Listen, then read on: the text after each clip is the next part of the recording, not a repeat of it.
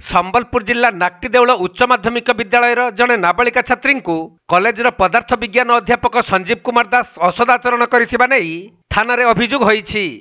मिलिथिबा सूचना अनुसार कॉलेजर वार्षिक उत्सव थिबा बेले अपरिष्कार होइथिबा लैबोरेटरी हॉल सफा करिबा पई अध्यापक संजीव कुमार दास 3 जण छात्री को डाकिथिले।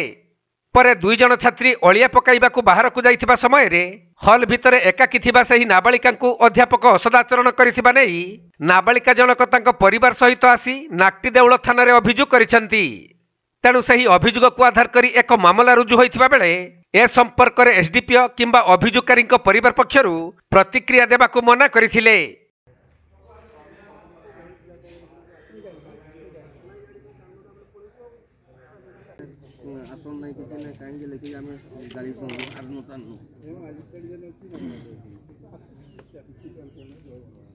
संबलपुर जिल्लारू विनोद कुमार सेठी रिपोर्ट, कोणार्क लाइव।